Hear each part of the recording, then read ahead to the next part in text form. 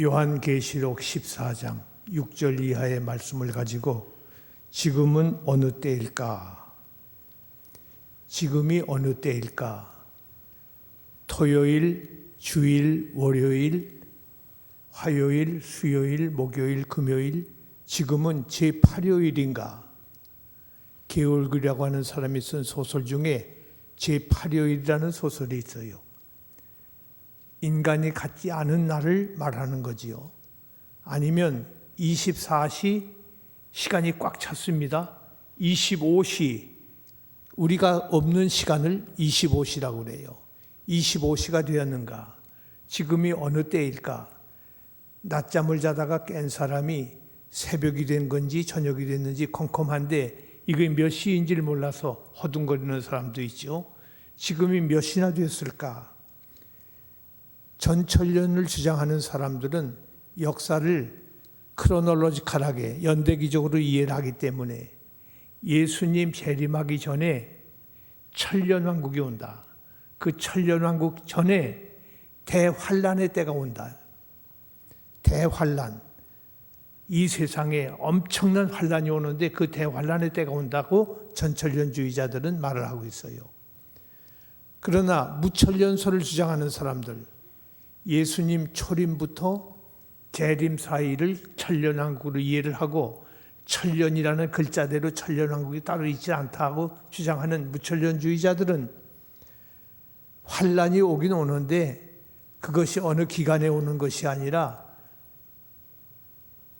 예수님 초림부터 재림 사이에 예수 믿는 사람들은 계속 환란을 받아요. 계속 환란을 받아요. 그런데 그 환란이 언제 끝나느냐? 예수님 재림하셔서 승리할 때까지 환란은 계속 올 거예요. 예수 믿는 사람들이 초대교회부터 지금까지 세계 도처에서 환란을 받고 있어요. 엄청난 고통을 당하고 있어요. 공산주의, 불교권, 모슬렘권, 유교권, 세속주의 모든 나라에서 핍박을 당하고 있어요. 심지어 기독교 국가라고 하는 명색을 가진 나라들에서조차도 기독교는 핍박을 받고 있어요. 이것이 오늘의 현실이고 이것이 성경이 가르치는 진리인 것입니다. 이때에 적그리스도가 나타난다. 적그리스도. 이 적그리스도가 뭘 하는 거 아니? 악행을 많이 저질러요. 악행을 저지르면서 그러한 시대가 있다는 것을 우리에게 계시록은 말씀하고 있는 것입니다. 아주 오래전에 지금은 세상을 떠나신 중국계 미국인들은 토마스 왕이라는 목사님이 계셔요. 그는 로잔 2차 대회 때 인터내셔널 디렉터, 국제 총무를 하신 분이에요. 이분이 미국에서 났지만은 본래 북경 사람이에요. 우리 서울교회도 몇 차례 와서 설교를 하신 기억이 납니다. 그 토마스 왕 목사님이 제게 편지를 보냈어요. 이 목사님, 한국의 안목의 목사가 중국에 와가지고 지금 막 부흥회를 하러 다니는데 이분이 자기가 재림주라고 재림 예수라고 그렇게 설교를 하고 다닌대요. 그래서 많은 사람들을 미혹하고 끌고 다니는데 당신이 좀 막아달라고. 제가 알아봤더니 이분이 무슨 기독교 신문사를 가지고 있어요. 그러면서 돈을 많이 벌었어요. 돈을 벌어가지고 뭘 하는 거 하니 미국의 빌딩을 많이 가지고 그 빌딩 가지고 WEA 세계 복음주의 연맹의 사무실을 자기 빌딩에다 유치를 했어요. 그래가지고 세계 복음주의자들을 완전히 소나기 뚫고 흔들어대고 있어요. 미국 복음주의 협의회 이사예요. 아, 큰일 났습니다. 이런 분이 중국 가서는 안면몰수하고 내가 재림주다 이러면서 설교를 하고 다니니 사람들이 막 혹해서 딸려가는 거예요. 여러분, 지금이 아주 무서운 시대예요. 가짜가 진짜보다 더 진짜같이 보이는 시대. 가짜가 진짜보다 더 진짜같이 보이는 시대.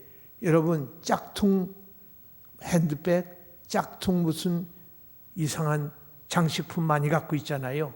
그거 짝퉁이 진짜보다 더 진짜같이 보이지 않습니까? 그러나 가짜는 여전히 가짜예요. 이것이 이 마지막 때에 특별히 우리에게 나타난다는 것입니다. 그런 거로 잠자던 자는 깨어서 이 시대를 분별하라는 것입니다. 놀란 마음을 가지고 종말론적인 삶을 살아라. 종말이 오면은 예수님이 나오셔서 예수님께서 재림하셔서 모든 것을 다 분리를 하실 거예요. 가라지와 그리고 알곡을 분리하실 거예요. 염소와 양을 분리하실 거예요. 비슷하게 생겼지만은 분리를 할 거예요. 진짜 크리스찬과 거짓 크리스찬을 분리하실 거예요. 진짜 양의 백성과 그리고 붉은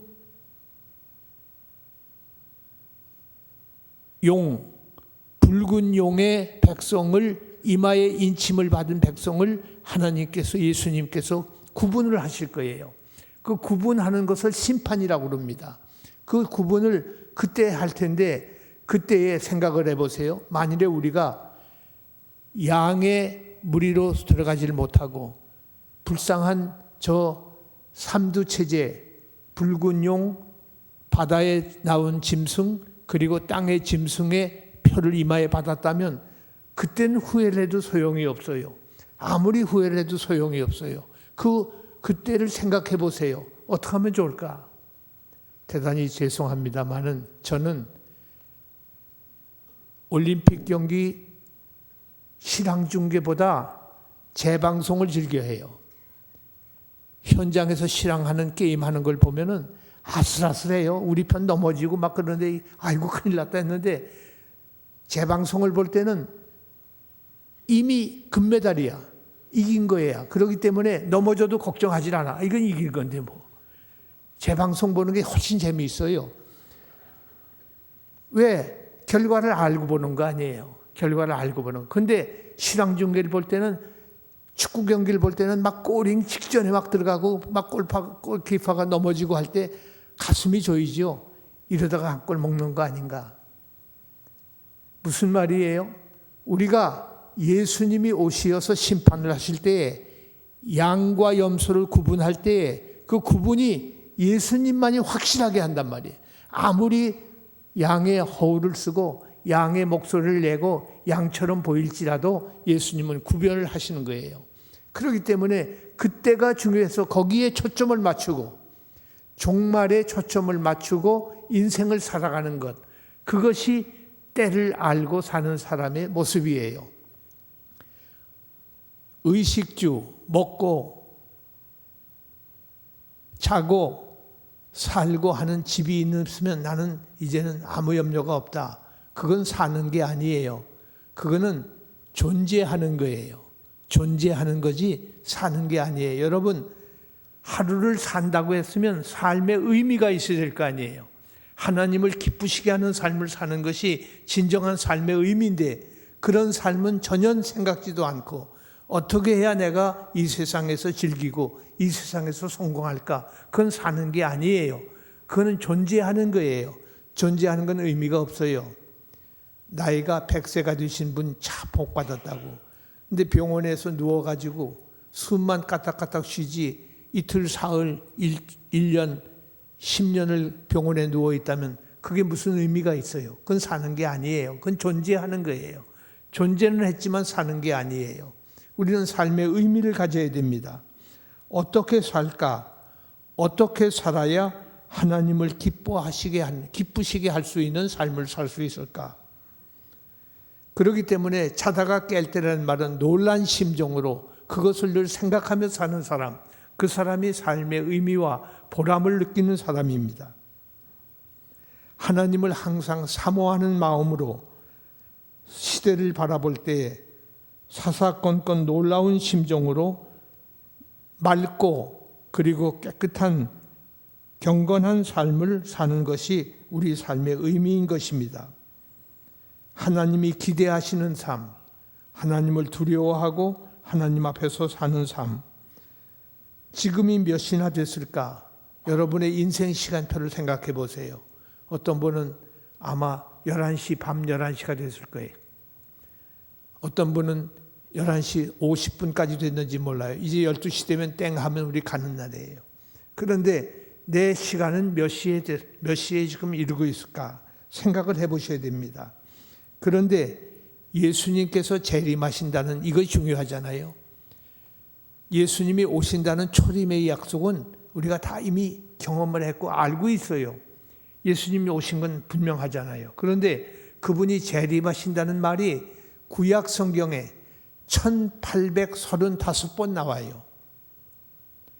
예수님이 재림하신다는 말이 1835번 나와요. 구약에만. 신약에 300번이 나와요. 이 300번은 신약 성경 13절마다 한 번씩 나오는 말이에요. 얼마나 강조를 했으면 예수님 다시 오신다는 말씀을 이렇게 성경은 특별히 강조를 하고 있어요. 이 강조한 이 말씀을 우리는 까맣게 잊고 살아요. 우리가 살고 있으면서 예수님이 재림하실 것에 대한 기대를 별로 안 해요. 그걸 고대하지도 않아요. 예수님이 오실 때는 하늘 구름 타고 오신다고 이상한 구름이 떠올라도 이상하게 보지도 않고 기대도 안 하고 고대도 안 해요. 그러면 예수님 오시는 것과 무슨 상관이 있습니까? 회개하지도 않아요. 예수님이 오시면 잘 되겠거니 라고만 생각했지 오시든 말든 상관없다 하고 사는 사람. 그게 아니고 종말론적 삶을 사는 사람. 어떤 사람은 내일 죽을지 1년 후에 죽을지 몰라요. 그러나 날마다 저녁에 잠을 주무실 때는 오늘이 마지막 날인 것처럼 하나님 앞에 기도하고 잠자리에 드는 거예요. 새벽에 잠이 깨어서 일어나면 하나님 오늘도 새날을 또 주시었습니다. 하나님 앞에서 어떤 의미를 가지고 하나님께 기쁨을 드리고 영광을 돌리고 하나님의 뜻을 이루며 살겠습니까? 하는 기도를 하나님께 묻는 거예요. 그것이 우리 인생의 보람이고 삶의 모습이 되는 것입니다. 복 있는 사람, 삶의 의미와 보람을 갖고 사는 인생을 우리가 살아야 됩니다. 예수 믿다가 손해를 보고 심지어 죽임을 당하는 사람도 있어요. 얼마나 슬픈 일이겠습니까? 그러나 진정한 성도는 하나님 앞에 은혜를 받고 천국 생활을 이미 하고 있어요. 천국은 already, 이미, but, 그러나 not yet, 아직은 아니다. 천국은 이미 도래했어요. already. 천국은 이미 우리에게 왔어요. 왜? 예수님이 천국의 왕 아닙니까? 예수님이 내가 모셨잖아요. 예수님이 나를 지배하고 계시잖아요. 예수님에 의해서 내가 다스림을 받지 않습니까?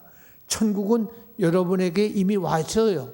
여러분 마음에 와 있고 여러분 가정에 와 있고 여러분의 삶 속에 우리 교회에 천국은 이미 와 있어요. already, 이미 와 있고 그러나 but not yet, 아직 완성된 천국은 아니에요. 완성은 안 됐어요. 그 완성된 천국이 곧 올 거예요. 그런데 하나님 앞에서 천국에 초점을 맞추고 사는 사람은 이 세상을 어떻게 살까요? 천국을 그리워할 거 아니에요?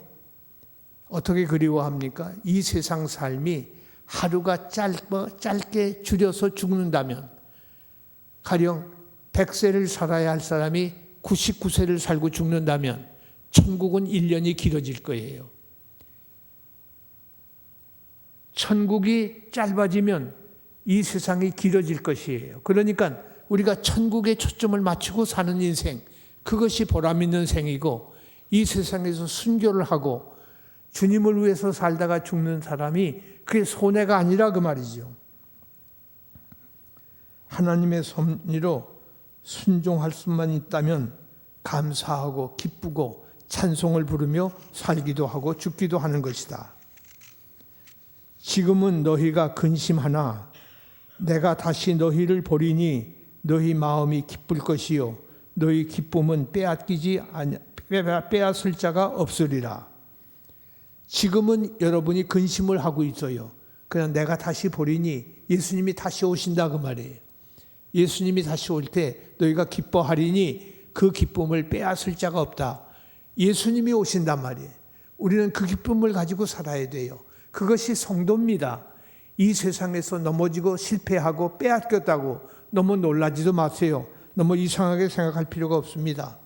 권선징악, 선은 상을 받고 악은 벌을 받는 것이 이 세상의 원리는 아니에요. 이 세상은 오히려 선한 사람이 매를 맞고 악을 행한 사람이 상 받는 경우도 허다해요. 그것이 많은 거예요. 그게 아니라면 예수님은 십자가에 못 박히시지 않았어요. 그게 권선징악이 제대로 이루어졌다면 예수님 십자가에 못 박히지 않으셨어요. 사랑하는 자들아, 우리가 지금은 하나님의 자녀라. 사랑하는 자들아, 우리가 지금은 하나님의 자녀라. 놀라운 말씀이죠. 왜 하나님의 자녀입니까? 하나님은 자기 자녀를 선택해서 뽑아서, 우린 본래 이방인이었지 않습니까? 그런데 자기네를, 나를 이 아무개 김아무개 내가 이 세상에 나오기도 전에, 창세 전에 나를 선택해서 나를 당신의 자녀로 불러주셨다고 말이에요. 불러주신 바에는 하나님께서 우리를 사랑하십니다. 사랑하는 자들아, 우리가 지금은 하나님의 자녀라. 자녀를 하나님이 사랑하시고 보호하시고 인도하십니다. 믿으시기 원합니다. 믿으시기 원합니다. 나는 하나님의 자녀입니다. 여러분, 하나님의 자녀를 하나님이 미워하시겠어요? 하나님의 자녀를 하나님이 밀어내시겠어요? 하나님의 자녀를 못 본 채 하시겠습니까? 장래에 어떻게 될지 아직 나타나지 않았으나 그가 나타나시면, 예수님이 나타나시면 우리와 그와 같을 줄을 아는 것은 그의 참 모습 그대로 볼 것이기 때문이다. 예수님이, 우리는 장래일을 몰라요. 그런데 예수님이 나타나시면 그의 참 모습을 우리가 그때 볼 텐데, 그의 참 모습이 뭐예요? 예수님이 십자가에 못 박히셨어요.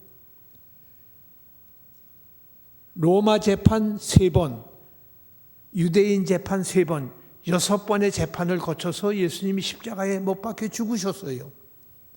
그 죽으시는데, 그 죽으신 것으로 끝나지 않고 예수님이 그때 죽으셨을 때 사탄 마귀는 쾌재를 불렀을 거예요. 우리가 이겼다.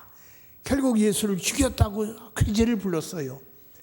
그러나 사흘 만에 예수는 죽음의 권세를 깨뜨리시고 부활하셨습니다.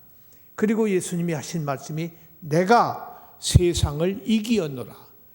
누가 이겼어요? 예수님이 이겼단 말이에요. 그 참모습을 너희가 보게 될 것이다. 그러니 기쁨을 놓치지 마라 하는 말씀이에요. 요한일서 3장 2절 말씀이에요. 사랑하는 자들아, 우리가 지금은 하나님의 자녀라. 장래에 어떻게 될지 아직 나타나지 않았으나 그가 나타나시면 우리가 그와 같을 줄을 아는 것은 그가 참모습 그대로 보이기 때문이다. 그의 참모습은 승리하신 주님이에요. 이기신 주님이에요. 그 주님을 우리가 보게 될 거예요. 그렇기 때문에 실황 중계보다 재방송 보는 게 제가 기쁘다고, 즐겁다고 그랬죠.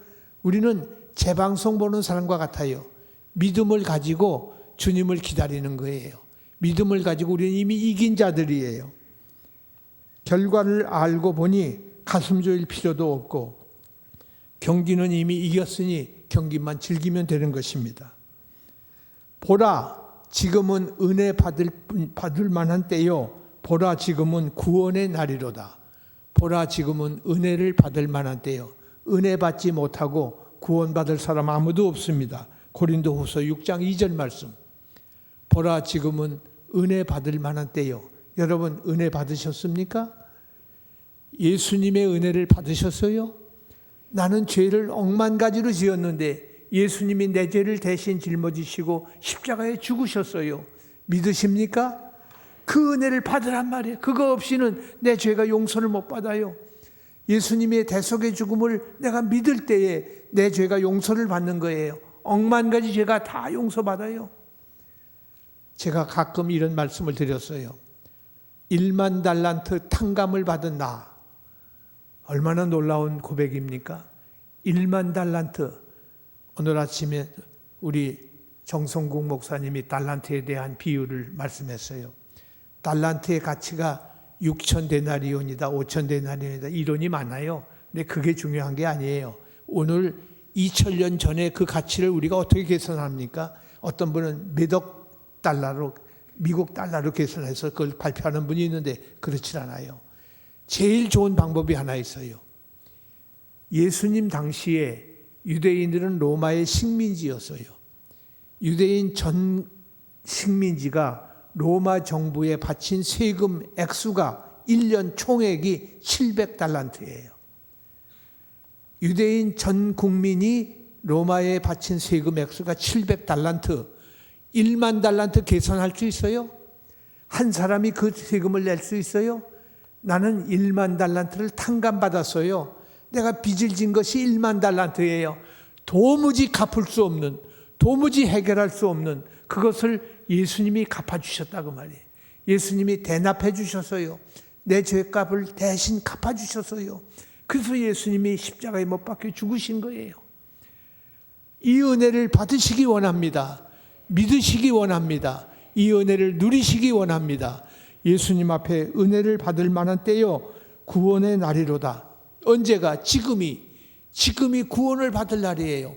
여러분이 은혜를 받지 않고 구원을 받을 수가 없습니다. 죽은 후에 아무리 후회해봐도 소용없어요. 지금이 하나님 앞에 은혜를 받고 구원을 받는 참 예수 믿는 사람이 되시기를 소원합니다. 지금은 자다가 깰 때요. 자다가 왜 깹니까? 기도할 때라고 말이에요. 깨어서 기도할 때라. 내 원대로 마옵시고 아버지의 원대로 하옵소서. 이 잔을 내게서 떠나게 하옵소서. 이 잔을 떠나게 해달라고 그랬더니 어떤 학자는 이렇게 번역을 해요. 아, 예수님이 십자가를 면해 보려고 기도하셨구나. 그런 말이 없어요. 십자가를 면하려고 한 게 아니라 히브리서에는 분명히 예수님의 기도를 하나님이 응하셨어요. 받으셨어요. 연락하셨어요. 그런데 하나님이 받으실 때 십자가에 죽는 것을 면하게 해달라고 기도한 것을 받으셨다면 십자가 죽음이 없어야죠. 그렇진 않아요. 예수님은 십자가에 죽도록 하나님께서 이미 계획하시고 그 길을 걷게 하신 겁니다. 그러면 이게 무슨 말입니까? 이 잔을 내게서 떠나게 하옵소서 한 말은 뭘까? 이 잔이라는 말은 기도하는 고통이에요. 여러분, 기도 쉬운 게 아니에요. 기도하는데 굉장한 고통이 옵니다. 왜? 나를 위한 기도는 고통스럽지 않지요. 자기를 위해서 복 주십시오, 이것 주시고 저것 내놓으세요 하는 기도는 밤새도록도 할 수 있어요. 며칠 동안도 할 수 있어요. 그러나 예수님의 기도는 남을 위한 기도예요. 나 같은 죄인을 위해서 한 기도란 말이에요. 그렇기 때문에 얼마나 힘든 기도예요. 거기다가 하나님으로부터 끊어지는 것을 면하게 해달라고 하는 기도예요. 여러분 생각해 보세요.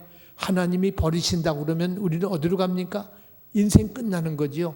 그런데 예수님을 하나님이 버리십니까? 주여 나를 버리십니까? 나를 버리시겠느냐고 예수님이 애처롭게 기도하시잖아요. 그 아픔이 있었단 말이에요.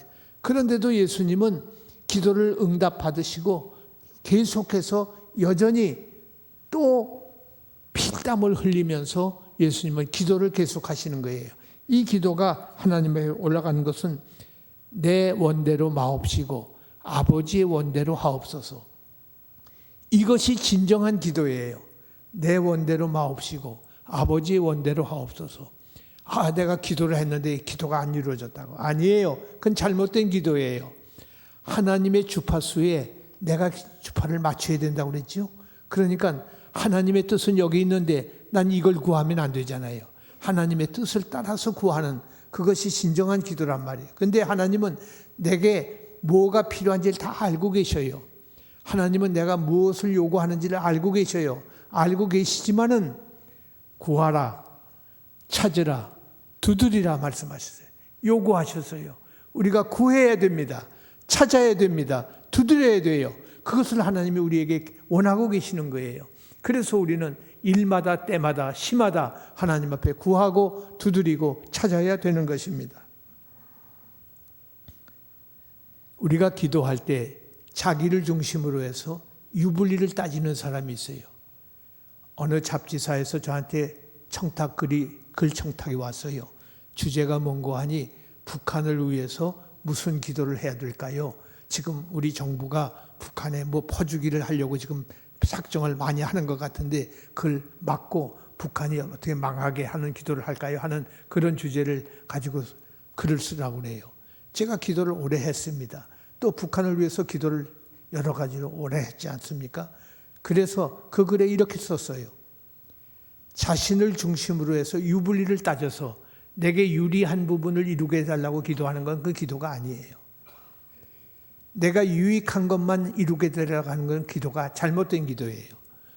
물론 그런 기도도 할 수 있어요. 그러나 중요한 것은 나를 중심한 기도가 아니라 하나님 중심으로 하나님이 생각하실 때에 하나님의 뜻이 무엇인지를 알고 기도하는 것, 그것이 진정한 기도라고 말이에요. 하나님이 북한을 망하게 하는 것이 하나님의 뜻인지, 하나님이 북한을 돈을 갖다 주는 것이 하나님의 뜻인지를 우리가 알아야 될 거 아니겠어요. 그렇기 때문에 하나님 중심으로 기도를 하자 그랬어요. 복음화된 통일조국, 하나님이 원하시는 일일 거예요. 그래서 대한민국이 복음화된 통일조국을 이루어서 세계 복음화의 교두보가 되면 얼마나 좋을까. 지금 우리나라에 군 선교가 굉장히 활발해지잖아요. 군 선교가 얼마나 활발한고 하니 1년에 20만 명 이상이 젊은 군인들이 군대에 가서 세례를 받아요. 아무리 엉터리 세례라도 다 교육받고 그래도 예수를 고백하고 세례를 받아요. 그게 얼마나 중요한지 몰라요. 그런데 이 군 선교가 중요한데 대한민국 이 전쟁과 이 안타까운 현실 속에서 대한민국 젊은이들에게 아무리 전도를 하려고 해도 안 되잖아요. 학원 복음화도 안 돼요. 그런데 군 선교는 된단 말이에요. 지금 군 선교는 여전히 돼요. 그래서 논산훈련소의 예배당을 이번에 5,000석이 들어가는 큰 예배당을, 불교 천주교보다 큰 예배당을 새로 지었어요.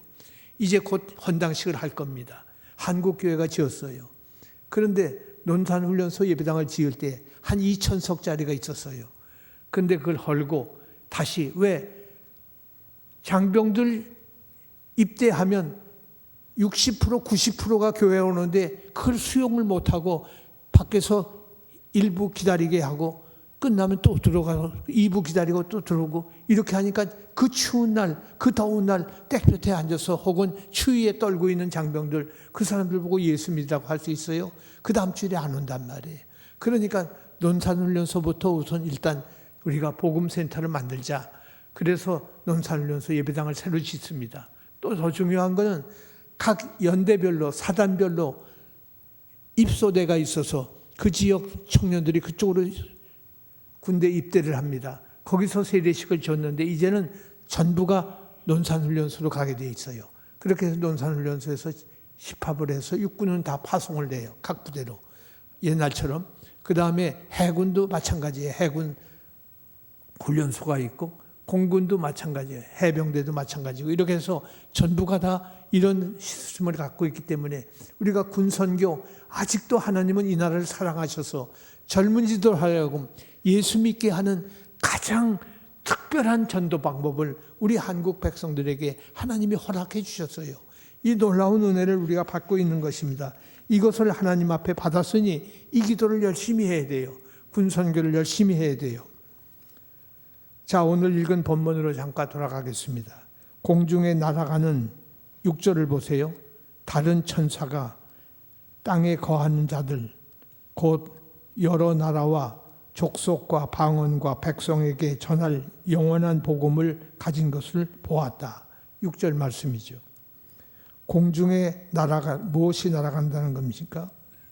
공중에 날아간다는 말은 모든 사람이 볼 수 있는, 그리고 들을 수 있는 시급한 메시지를 전하기 위해서 천사가 날아가는 거예요.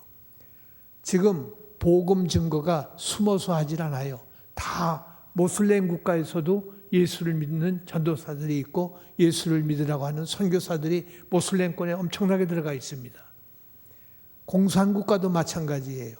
제가 지금 섬기고 있는 한국 기독교 학술원에서도 몽골은 라마교가 국교예요. 불교, 라마교가 국교인데 거기는 기독교인을 아주 박해해요. 예수 못 믿게, 예수 믿으면 다 잡아가요. 선교사라고 하면 무조건 추방시켜요. 그런데 거기에 국제 울란바토르 대학교를 세웠어요. 초등학교, 중고등학교, 유치원까지 세웠어요. 거기에 학생 수가 한 5천 명이 돼요. 예수 믿으라고 직접은 말 안 해요. 그러다 교훈은 믿음, 소망, 사랑이에요. 기독교인들을 은은하게 전도를 하는데 예수를 입으로는 전도 못하지만은 삶으로 전도하는 거예요. 한국 선교사들도 한 30명이 그 학교에서 교수로 일을 해요. 그분들이 들어가서 생활로 보여주는 거예요. 마치 우리나라에 복음이 들어올 때 기독교 학교를 만들겠다고 일본 교육부에 제출했더니 너 안 된다. 왜? 황제의 식민을, 대한민국은 황제가 있었잖아요. 황제의 식민을 외국 사람이 와서 교육을 하는 건 안 된다 해서 연세대학이 세우려고 그러다가 처음에 삐뚤 당했어요. 그런데 후에 이것이 다시 이루어지는데 어떻게 이루어지는 거 아니? 고종 황제가 민비가 살해되고 어려움을 한참 당할 때 고종이 궁궐에서 뭐라고 외치는 거 아니? 야, 밖에 야소쟁이 없는가? 야소쟁이, 예수 믿는 사람 없는가? 소리 지르는 거예요. 고종이 급해지니까 자기 대신을 부르질 않아요. 자기 병정들을 부르지 않고 야소쟁이 없는가? 야소꾼을 부르는 거예요. 그래서 학교도 세우라고 그러고 병원도 세우라고 그러고 그때 기독교가 활발하게 사회 봉사를 시작해서 교회가 활발하게 증거됐어요. 공중에 날아가면서 그리고 모든 사람이 보는 가운데 듣는 가운데 이 복음이 증거되기 시작한 겁니다. 첫 번째 천사가 복음 선포를 했습니다. 놀라운 말씀은 복음 전파는 복음만을 전하는 게 아니에요. 네가 사람 낚는 어부가 되리라. 사람 낚는 어부가 하는 일이 뭐지요? 물고기를 물에서 건져내는 거예요. 그게 어부거지요. 근데 어부는 물고기를 건져내면 물고기는 물을 떠나야 됩니다. 물을 떠난다는 말은 죽는다는 말이에요. 심판을 받는 거예요. 그러니까 여러분이 복음을 전하는 것은 생명을 구원하는 일도 되지만 심판자의 역할을 하는 거예요. 복음을 받아들이면 구원을 받지만 복음을 거절할 때는 너는 영원한 영벌로 빠진다는 것을 심판자의 역할을 하는 것이 복음 전하는 거예요. 이 심판의 소식을 전하는 거예요. 6절에 보면 복된 소식이라는 복음이 나옵니다. 7절에 보면 심판이라는 단어가 나와요.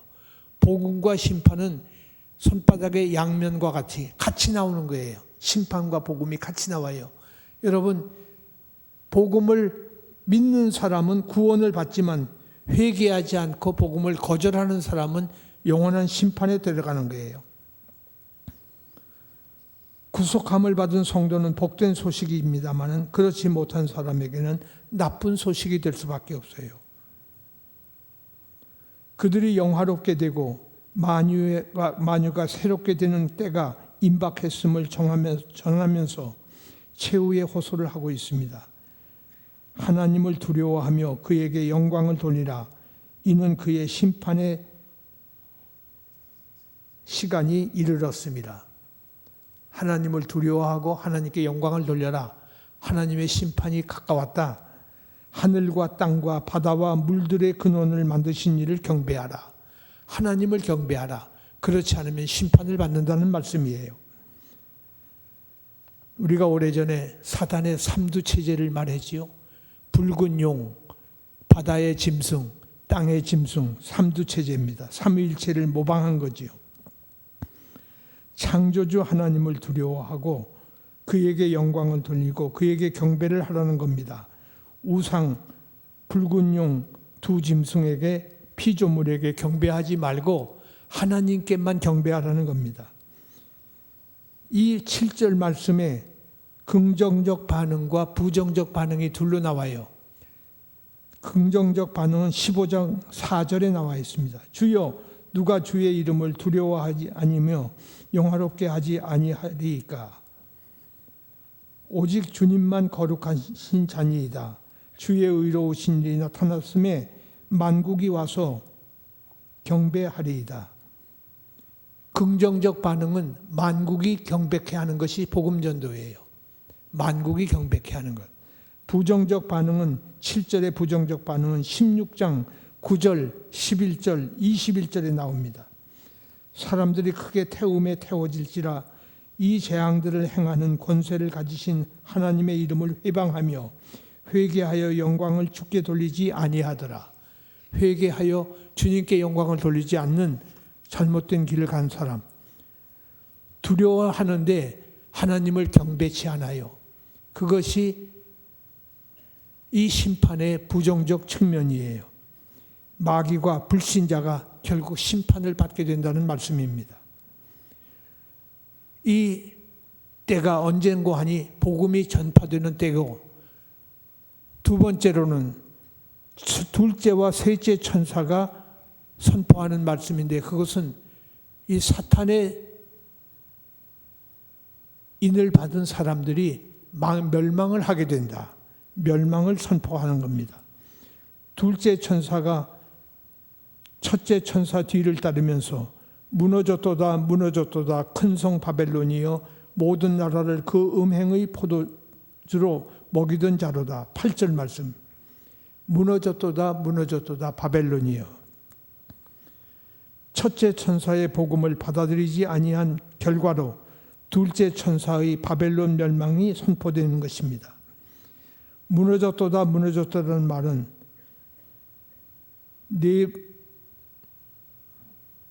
예변적 부정과거형이에요. 예변적 부정과거형이라는 헬라말로 프로랩틱 에어리스트 폼이라고 하는데, 미래 사항이 너무 확실해서 마치 과거에 일어난 일처럼 예언적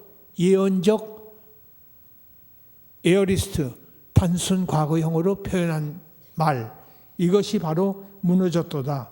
너무 확실하게 된 사건을 말할 때 예변적 에어리스트 폼으로 말하고 있습니다. 바벨론은 구약시대에 하나님 백성을 적국으로 삼았어요. 요한 당시에는 로마가 그랬죠. 로마가 바벨론 역할을 했어요. 그 후엔 하나님께 반역하는 불신 세계가 하나님 백성을 적대시했습니다. 큰 성이라는 말은 하나님 앞에 하나님을 거역할 뿐만 아니라 도덕적으로 부패한 온 세상에 만국에 이 바벨론의 사상이 퍼져나간 것을 큰 성이라고 그랬어요.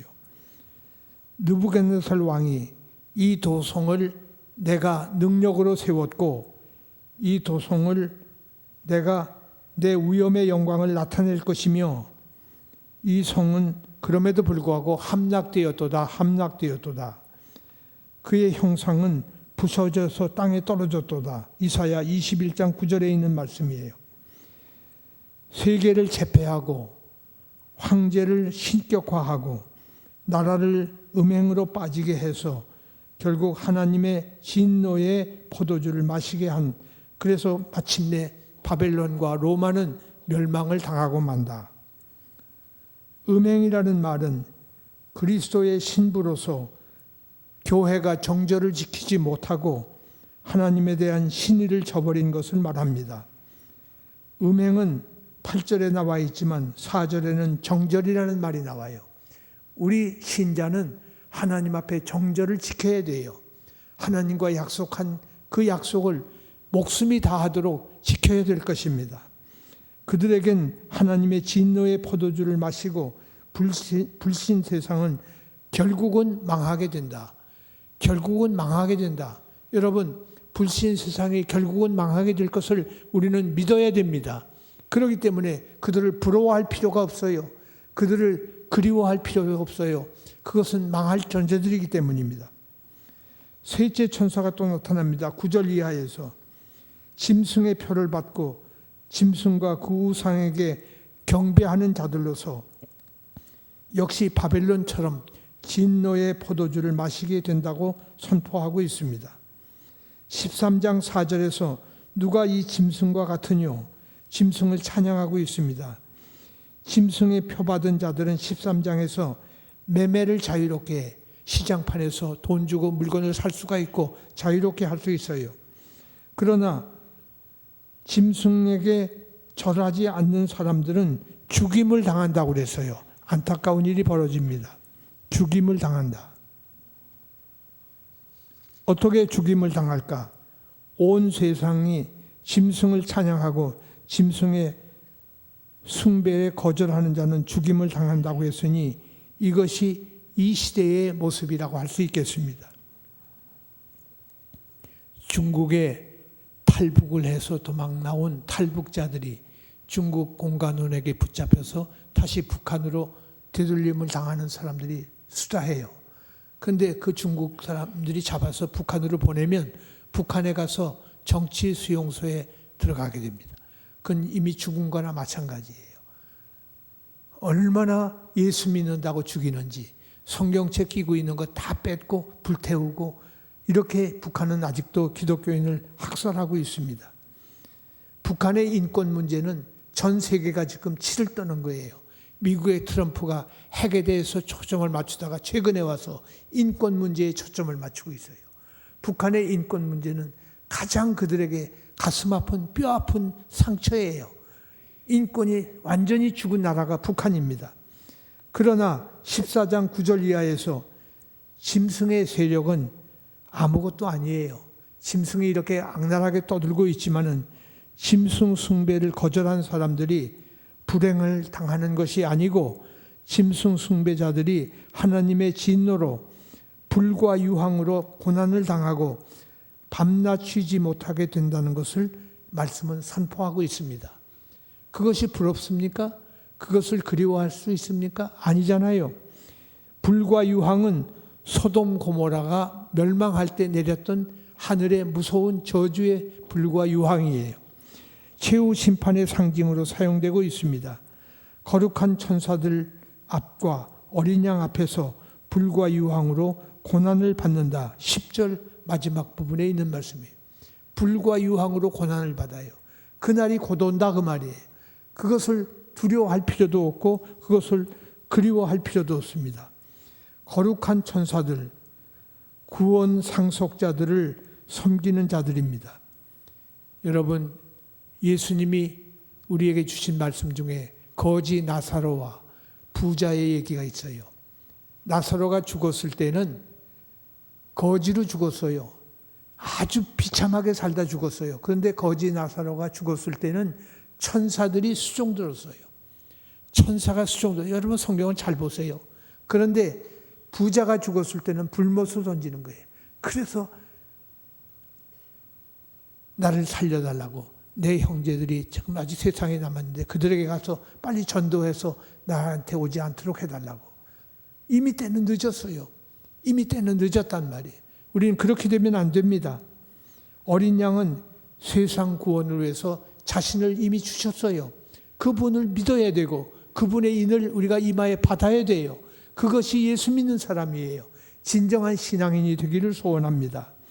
짐승을 따르기로 선택한 사람들은 구원 계획을 제공하셨던 어린 양 앞에 있는 것이 아니라 신적 임재의 영원한 복락과 영광으로부터 추방되는 사람들입니다.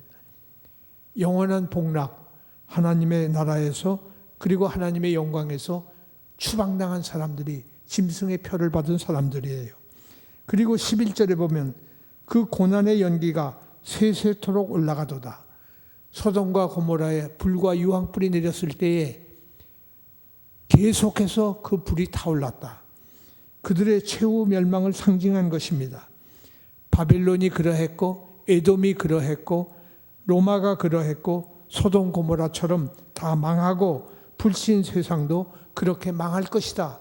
예수님을 모방하고 예수님처럼 대접을 받으려고 하는 그 사람도 마지막은 다 그렇게 되고 말 것이다. 세세토록 영원한 존재, 하나님의 존재를 세세무궁토록 그랬죠.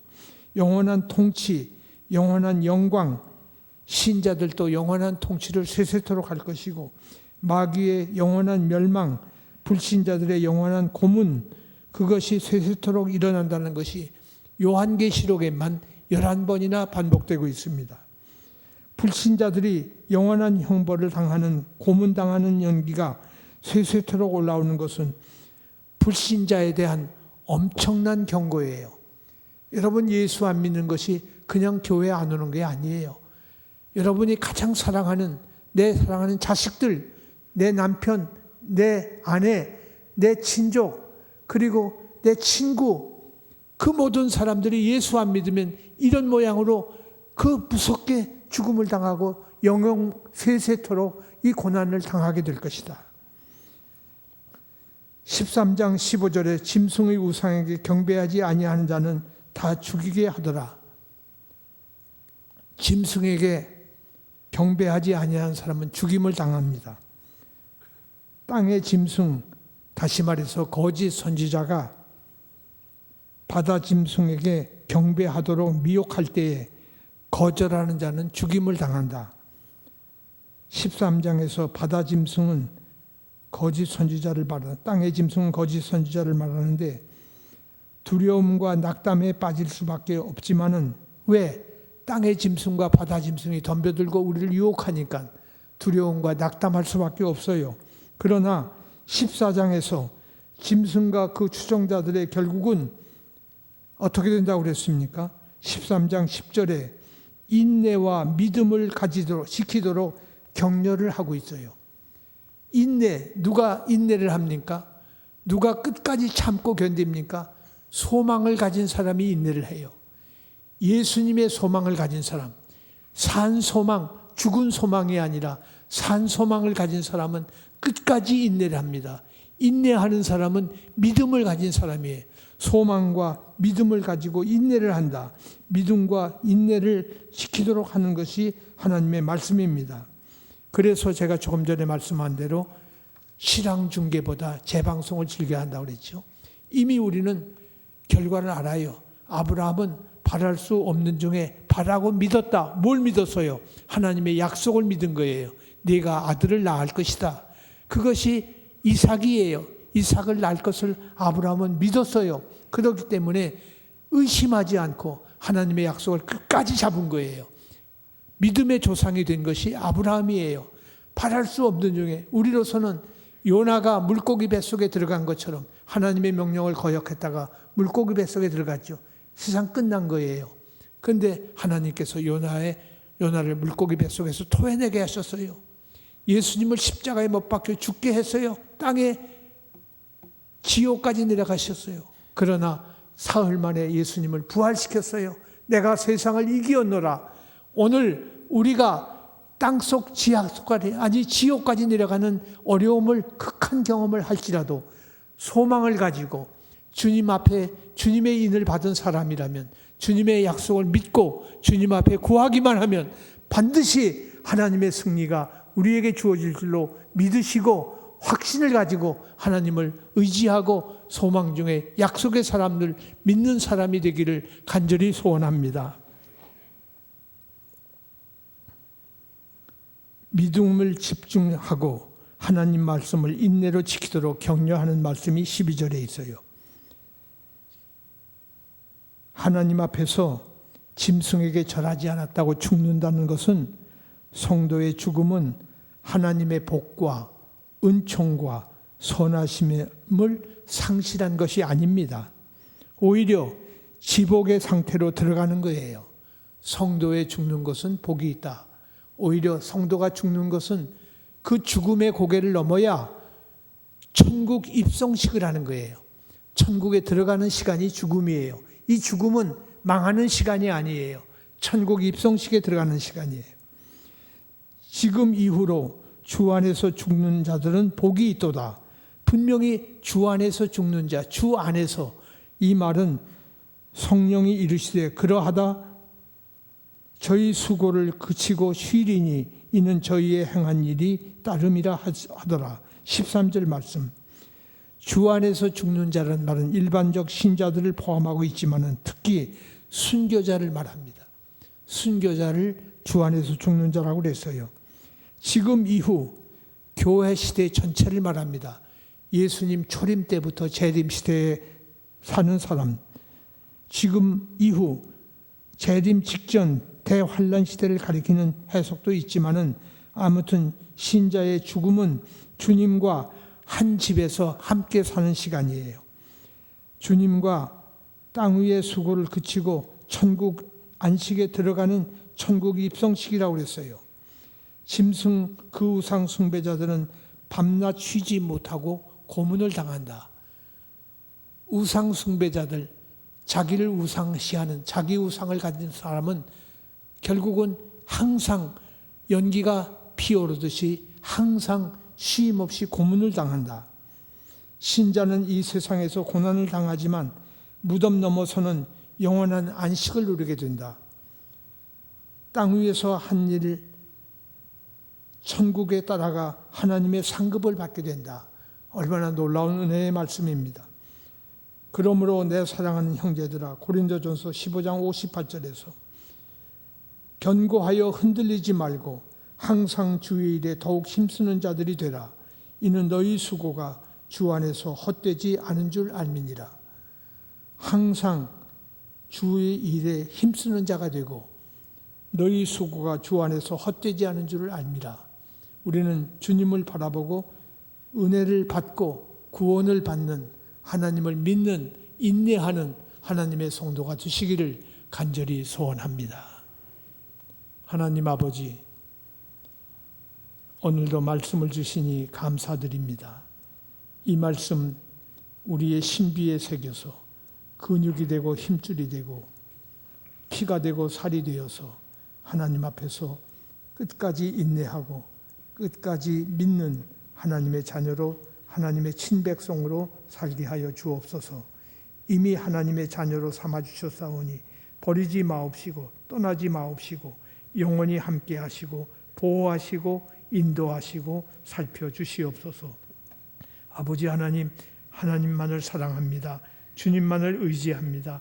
주님만을 앙모합니다. 주께서 함께하여 주시되 예수님 안에서 내가 세상을 이기어노라 하신 말씀을 따라서 저희들이 주님을 바라보겠사오니 주여 함께하여 주옵소서. 주 예수 그리스도의 이름으로 기도드립니다.